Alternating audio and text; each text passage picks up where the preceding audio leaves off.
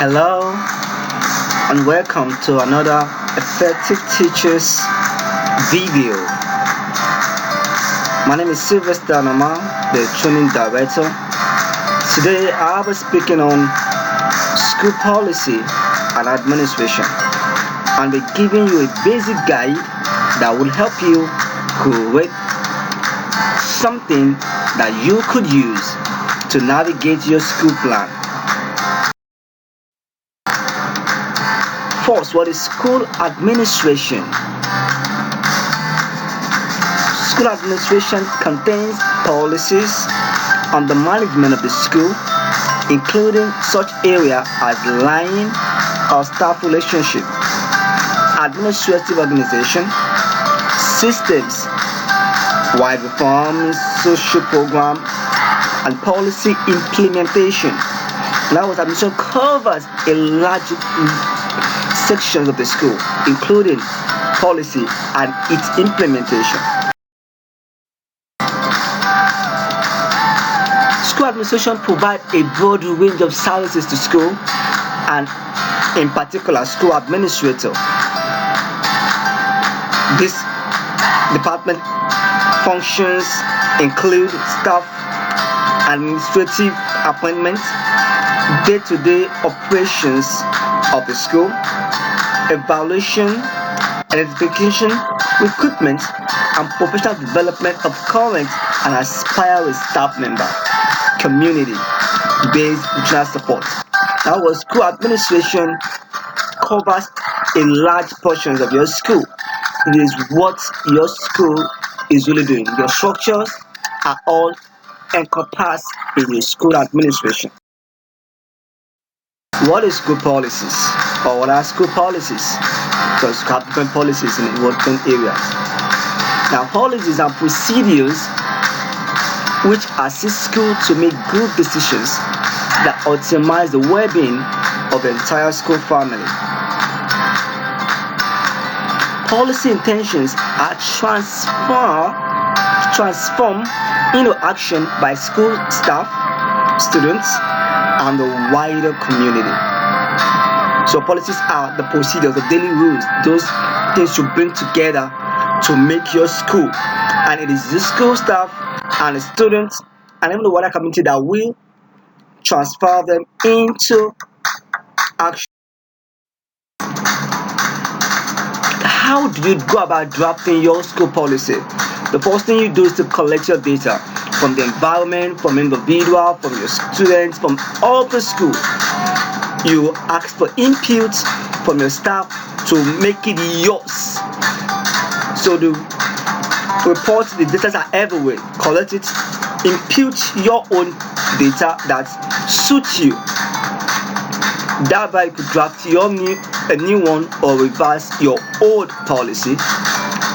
Circulate this policy to your friends, to the school community.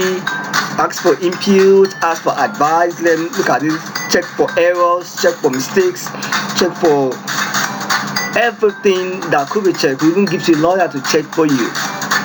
Then when it's okay, you could approve or you reverse it. So we visit it from time to time for renewal or review. Some important policies that I'm talking about in this training are recruitment and hiring policy, school fees policy, staff welfare, gift and reward, admission policy, health, and safe school policy. Now, when you talk about recruitment or hire policy, some issues that your policy statement should cover should regard qualification of new staff. The minimum qualification you want your staff to have. What is their level of competence and experience? Do you want qualified staff, or you want a blend of newbies and qualified staff? When are they going to be entering? Are they going to be entering as assistant teacher or immediately as a class teacher? Salary scale. What is the minimum you could pay for a new an inexperienced teacher, what's more, you could pay for someone who is very experienced. You need to determine all this and pull them down in writing. Skills and training that your staff need to acquire. What are those skills that you think they need to acquire before you could pull them in? But as the teacher, do you want to have gone through some trainings on ICT? You know, this is how it is to determine their salary scale. Then professional affiliation. Are they members of GRCN or you don't care? Now the truth is, yes, school owners, you need not necessarily put all these in the hands of teacher. There's difference between your own policy and the staff book. What they need to look at and have is the staff book. But what you have is your own policy written somewhere tight that you could use for overall administration. Now, you could check your staff background from their previous workplace to see what they've done and how they've been, because character matters so much. Attitude matters a lot. So background check. How do you go about checking your staff background? Policy. Now, we need to learn to devise a means of collecting our fees. It's very, very essential. So you could talk about fee based structure so that it can be flexible. You may want to collect your own in the beginning. Oh, that's a good one. But if not, then how do you make it flexible for parents to pay? In today's business world where resources are scarce, there should be a payment plan to tailor and suit every need. Now, this payment plan must be strictly and rigidly followed by those who ask for it. If they ask for a payment plan, make sure they rigidly follow it. It should be written down and they are paying their signature to it. It could be monthly, weekly, or even daily plan, depending on your parents and your school environment you are. But the issue is, it must be rigidly followed. Admission policy. Things you need to look at is your age class indicator. At what age should they come into the school? Check the child previous history or background. Now, admission process. It could be oral, interview, written interview for older children. For parents, sometimes very important to have entrance interview. This will let you know the kind of parents you'll be dealing with. Are the debtors? Are the troublemakers? Are the people who wouldn't have adhere to simple instructions? So sometimes in your admission policy, you may insist on interview with parents. You must decide your class size in your admission policy. Then the terminal class. Some schools choose to skip the last class. You must to know what is the consequence of it and how they intend to go about it in presence of education above it coming around. How they intend to cover all these classes. If you choose to skip your class, you must ask yourself all these questions critically and answer them clearly.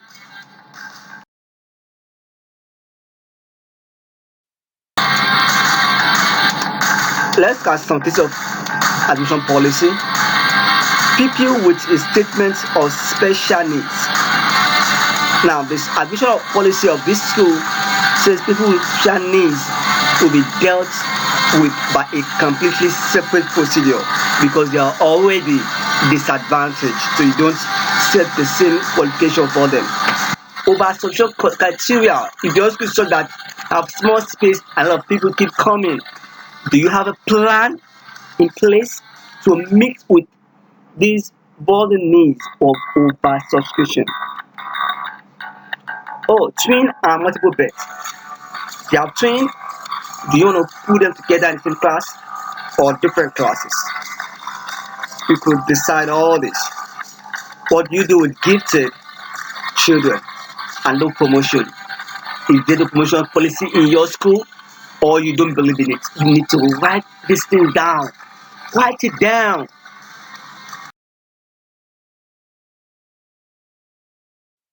Age policy. These are what I prescribe for school age, kindergarten, and time they need to be in it. Now, age policy is essential in order to ensure that people who enter each grade are physically, mentally, socially, and emotionally prepared. Preparation is essential for these children. The age policy is effective from the beginning of the new school year. So you could use this policy or draft something else for yourself. This is just a guide to help you do yours. School assessment policy. School policy talk about issues as homework and post-assessments, projects, examination. What are the percentage grading for this examining? Of this policy of child development policy is to help you ensure that we will practice safe recruitment in checking stability of the staff and volunteers in the work. Raising awareness of child protection issue and equipment in the child. Developing and implementing procedure for identifying and reporting cases of suspected cases of abuse. Supporting people who have been abused in child protection. Establishing a safe environment in which every child can learn and develop. Support the child development in a way that it fosters security, confidence, and independence. Raise the awareness of both teachers and non-teaching staff to safeguarding children. The issue really is safe recruitment and safer environment for every child. Is your school safe?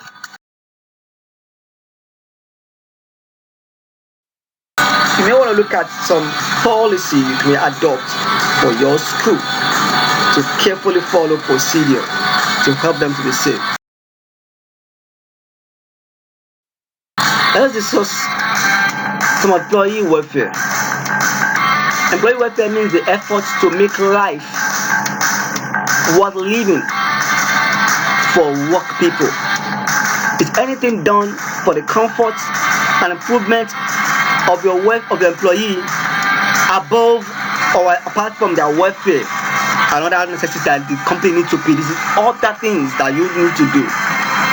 So what case do you want to do for maternity leave? You may have case of saying the parents must have been in school for some number of years. Some schools will tell you that the parents the staff must not enjoy maternity leave for a period twice for a period of 2-3 years. You know, to safeguard having to have maternity leave every year.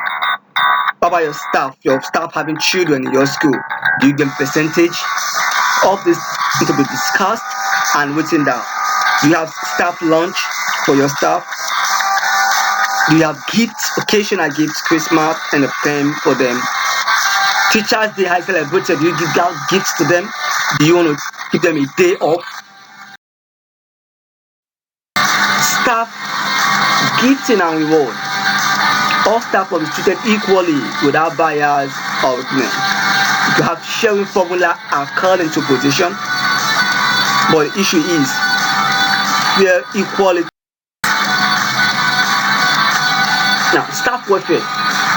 Things to consider: listening genuinely to them, consciously create bonding time, get involved in their events, create motivating environment for them, tap into their ability and strength, celebrate their efforts, establish internal and external career development opportunities for them, meet some needs, motivate them, champion home and work balance, be the champion of it, establish an effective leadership team and meet some needs. Maslow law talk about this your staff having some needs, basic necessity, accommodation, shelter, food, meet some needs. This guide is done by Effective Teacher Forum just to help you prepare your own. Just a guide.